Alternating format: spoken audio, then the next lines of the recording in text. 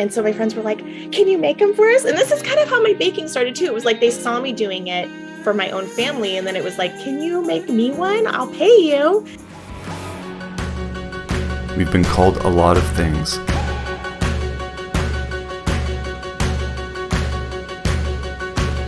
And we're inspired by everything around us, including each other. The individuals that have inspired me the most create beauty and positive change. To me, that's the highest form of art, and it deserves the loudest praise. This is Shout Out, the art of self-expression. On this episode of Shout Out, the influencer, role model, and creator of Bella Busy Boxes and some of the most amazing desserts you've ever seen, Jen Kitajima. And she wanted to branch out into cakes, and she had seen cakes that I had posted. She's like, it seems like you could do this. Do you want to be my decorator? And I was like, sure, but I don't have any like training or anything. Are you cool with me just winging it? Because that's my approach. I just kind of learn as I go.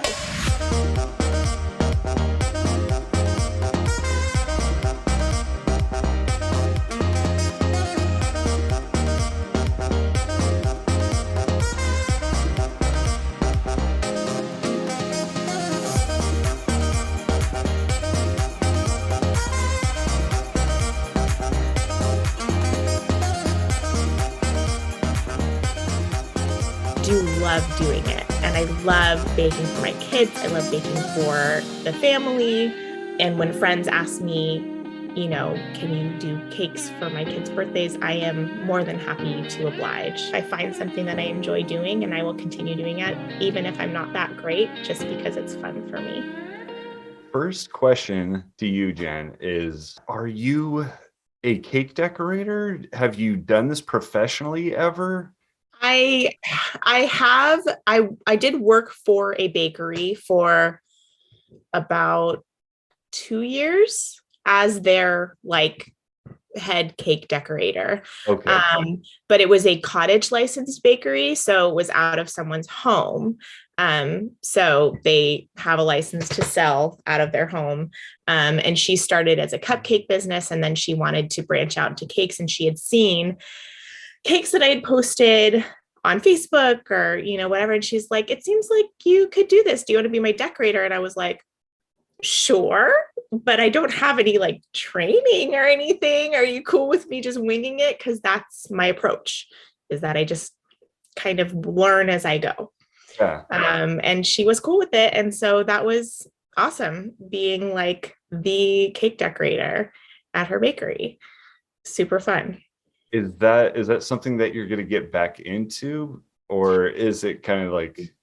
Yeah, I mean, it's tough because it's one of those things where I feel like in order to, for example, like own your own business or start your own company, things like that, you have to be a certain type of person. You have to have a certain type of personality. And I don't think that that's me. Like, I am someone who likes working for someone else. I like utilizing their resources and just pouring out my creativity there and then leaving.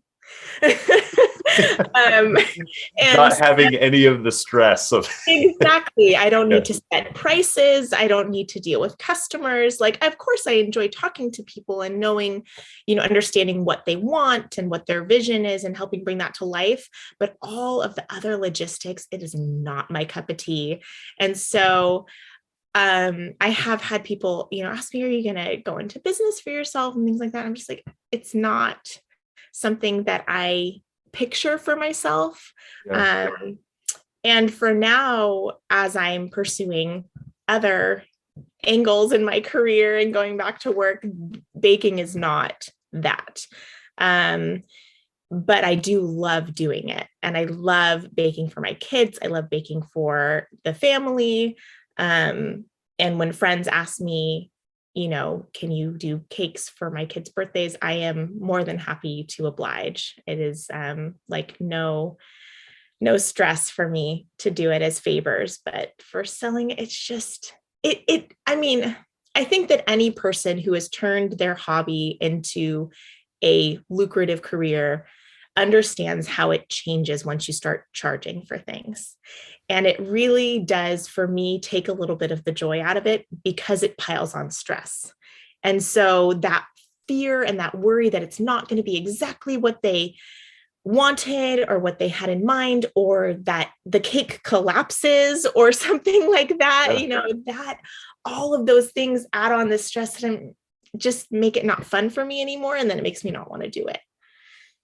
Yeah, I relate with that so much. And there's a book that I read called the Freelancers Manifesto, and the guy talks about it, and he calls the journey of becoming a professional motion designer. I mean, it's just a designer in general. You could be designing cakes, you could be doing whatever, but he called it rainbows and tears. And he's like, this is how I had to frame it in my mind, that you're going to do something that you love, you create something awesome.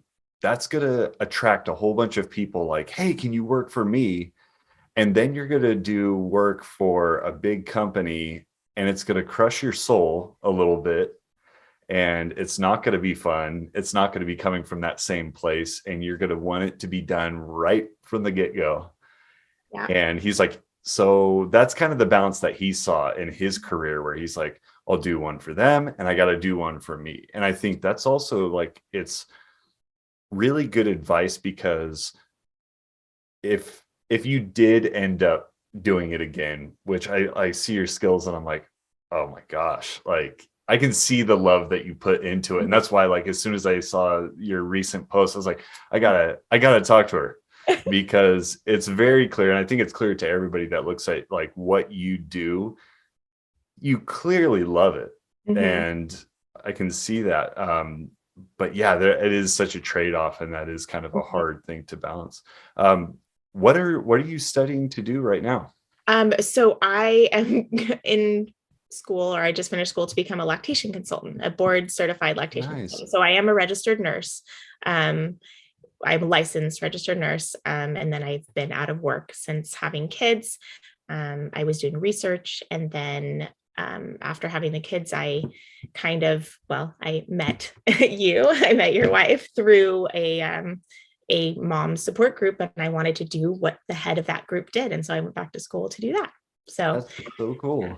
So that's what I'm pursuing right now. So I think that it's interesting, kind of like where life takes you, because it's not something that I would have, if you would have asked me when I first started baking, like I think it was 2005, I would have been like, oh, this would be amazing if I could make a career out of this. And now I'm just like, absolutely not, because I have dabbled in like selling things here and there. And I'm just like, I don't know, this is not really for me. And so I really do feel like I found my avenue with what I'm studying now, and something where I can be there to help new parents. That is like right up my alley, and providing a supportive environment, and then doing the baking on the side for my kids. Well, that's very cool. And yeah, I wouldn't know anything about kids changing your trajectory, and not at all. Cannot relate.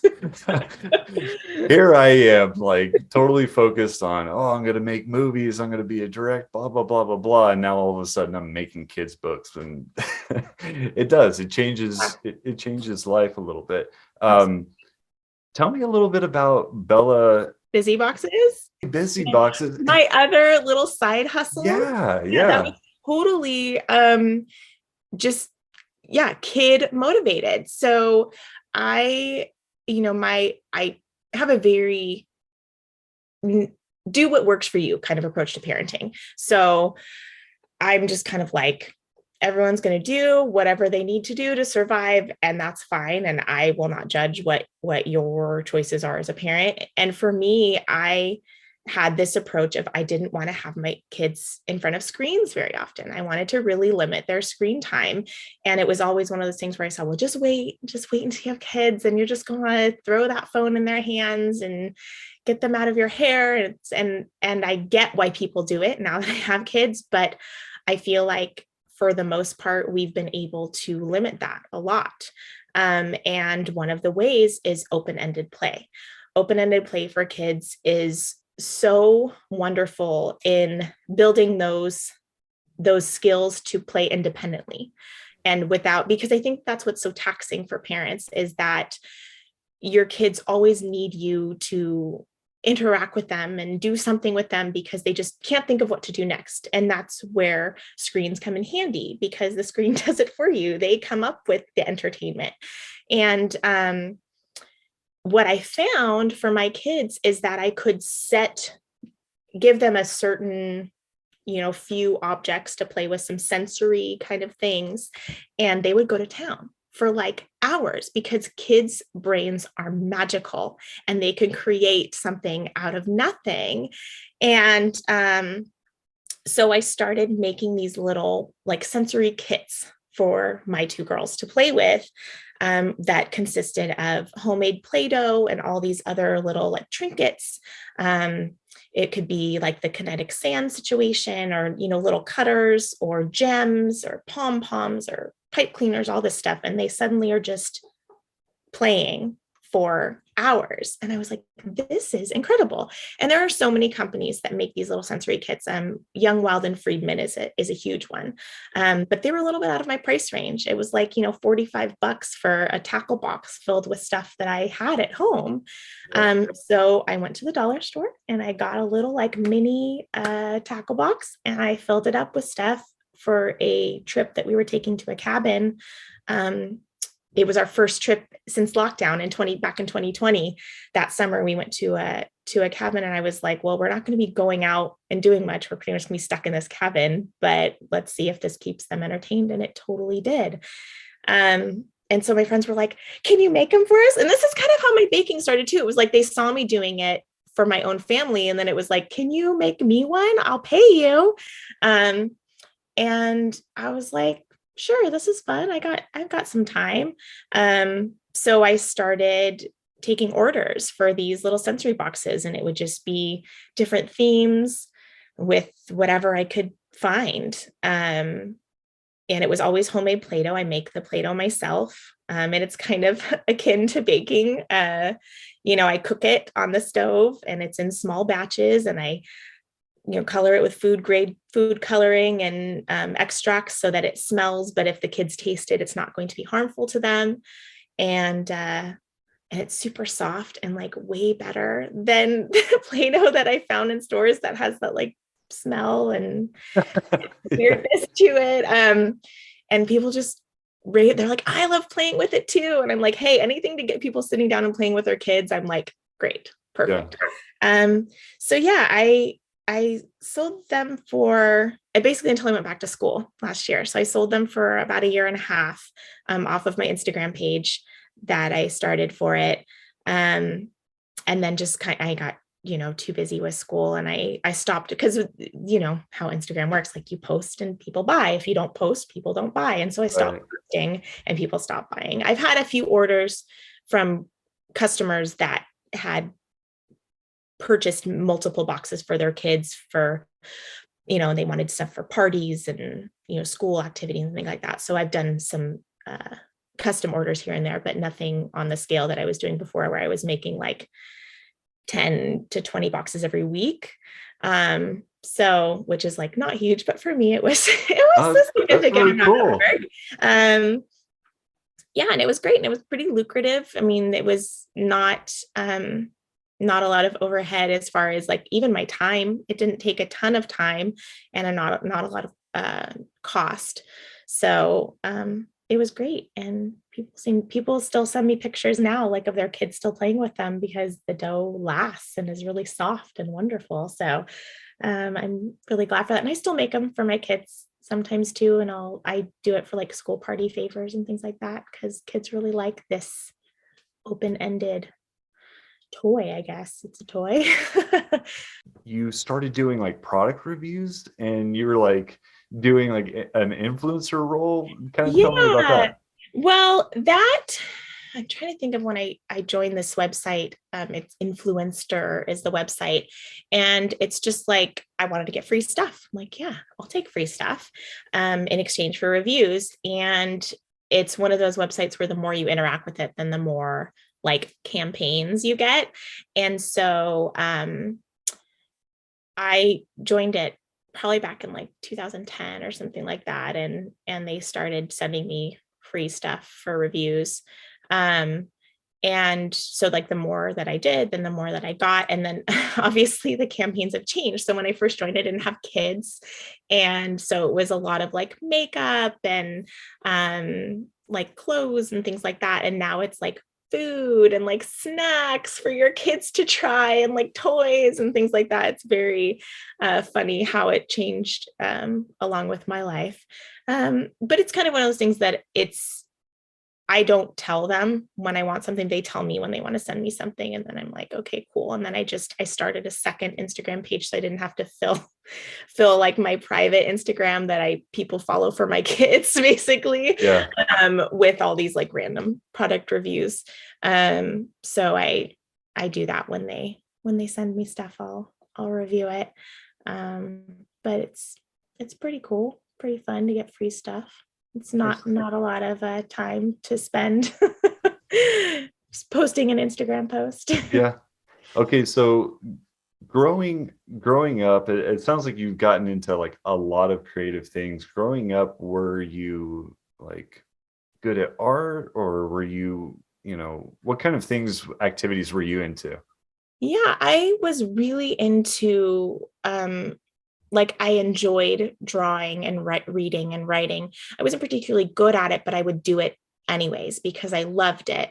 I had an older brother who kind of was very dominating of the household time and, took over the TV and the video games and stuff like that. So I was left to my own devices a lot. So I was very much like, I think it's something that exists in a lot of schools, young authors, because I know that my daughter just got a thing for young authors to like participate. Sounds familiar. Yeah. So it was like a thing at school where they would have students from every grade, write a story and then submit it. And then there was like a panel that judged the stories, and they would pick a top 3 from each grade.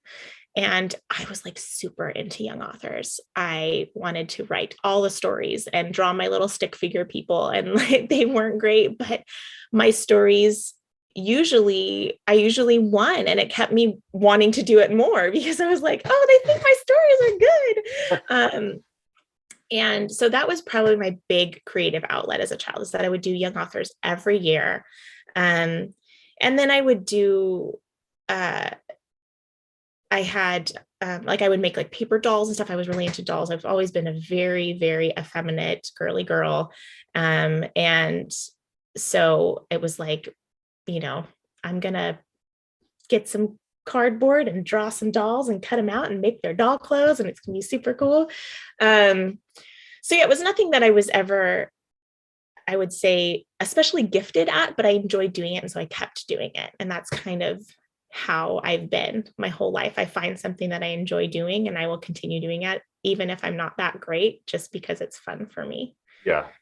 I think that's so important. And that's a point that I want to stress with my kids as well, is that, a lot of times I'll do several different creative things because it feeds like my main focus.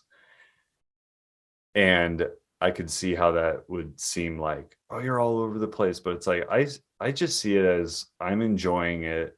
It's creative. It's keeping me happy.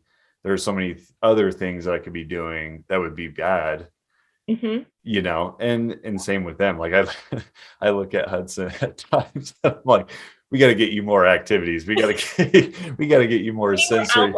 Yeah. He's got too much energy. He's off the Richter scale. And so it's like, I feel like I need to buy 20 Bella Busy boxes. He'd be playing with all of them at once and coming up with scenarios. Yeah, it is true. And I think that it's important as parents, or even just any role model for children, to show that we're not always perfect at everything. It's important to make mistakes in front of our kids, because they see what we do and they're like, oh, you're automatic, like, oh, mommy, draw a dog. And like, yeah, it's not a great dog, but to them, it's the most incredible dog in the world. And so I will purposefully like draw it wonky or something. And we're like, oh man, that's not how big I wanted that dog's head, but let's see if we can make it work. Because that's what they're going to go through. They're going to have to work through not being good at things. Yeah. And you don't want them to feel like that's bad. It's okay to not be good at things. And it's okay to still do it, even if you're not good at it. Yeah. And so I really do try to model that a lot with my kids, or even just trying new things that I've never tried before. Like I just bought roller skates and I don't know how to roller skate, but I'm out there like wobbling and falling in front of my kids and wearing all my pads. And they think it's the funniest thing in the world. And I hope that it's a little bit of a learning experience for them as well, to see me fall and, make mistakes and not know how to do things. That's great advice, and it's good timing, because just this past weekend, Elena and we sat down. She's like, I want to draw. I'm like, okay. And so we start drawing, and I was like, what do you want to draw? And we start drawing like a landscape, and we had clouds. And she asked me a question about the clouds, and I was trying to answer it. And I'm like, well, I drew it like this because, and however I was phrasing it was not getting through. And she was getting frustrated that she couldn't draw the cloud. And to me, it just seemed so obvious. I've drawn clouds my entire life. Mm-hmm. And so, and I'm sitting there, I'm like, well, you just do it like this. And she was getting so frustrated with me. And I've seen that like, we've almost reached a point where we can't draw together. Like she draws like a machine on her own. And the moment that like we both sit down and I'm like, let's just draw. We don't have to take it seriously. She cannot help but take it seriously in my presence. Mm-hmm. But that's really good advice, that I should just draw something and make a mistake and like, because I've really like missed that time. And I've been at a loss of like, how do we get this back? Because we can do other things. We've been doing a ton of other things creative. Right. But when it comes to that, it's like, she really holds that. I can tell she holds that in high regard. And she's putting way too much pressure on herself when I'm around. Then I look at the stuff that she does when I'm not around. I'm like, holy moly. Yeah, that's incredible. That's so leaps and bounds beyond what I was able to do at her age. It's just incredible stuff. But then when she's like by me, she gets frustrated and she's like, it's not and I'm like, whoa, it doesn't need to be. But I think that's good advice, that like I should start just and it's okay to take time to not do those things with her too, because we go through that here with Japanese. So my husband's Japanese, and Raina's in Japanese school, and I don't know any Japanese, and my husband knows some, but he took about 2 years. So not a ton, but he knows what she's learning right now. So she is the same way that Elena is with the drawing. When my husband is with her, she shuts down. She's like, I can't do it. I don't know it. But when I'm around her doing her Japanese school, then she tries harder and she's like able to do it a little bit more. I'm like, see, you do know that character, but I don't know that character. I'm like, is it right? I'm like flipping through the book. I'm like, I know it's right. Perfect. Oh, wait. Yeah, exactly. And by taking some time, because it started out where he would sit with her, because it's on Zoom. And so he would sit with her through Japanese class, and it was not going well. And so we switched. So I sit with her through Japanese school, and it was for a couple months. And then recently she started asking for him to sit. Daddy, can you be with me for Japanese school today? And now she's like doing so much better. And so I think it's just changing it up a little bit and helping them see that, they can make mistakes in front of the parent, that they feel that pressure. It doesn't, because we can tell them all day, right. It's okay. You can make mistakes, but they don't hear that. They see the importance it has in your life and to you, and then they internalize it. So it's more of it has to be a very like organic thing, because I would love if I could just tell them it's okay to make mistakes, but it just goes in one ear and out the other, like many other things we tell them. Absolutely. Is there anybody that you'd like to give a shout out to? I don't know. My children, I adore them. They're exhausting, but I adore them. Yeah, I don't think so. I've been very appreciative this last year of all the support for my deciding to change gears and go back, attempt to go back to work, because I've been out of work for so long, and a lot of support, a lot of family and friends support who are very enthusiastic about what I want, what I'm choosing to do, and helping with the kids, which is essential. As you know, need lots of help. It truly does take a village. Yeah. So yeah. Awesome. Well, thanks so much for spending time and sharing your journey. Of course. Absolutely. Shout Out is an Ellering Stories production. For more episodes, visit elleringstories.com.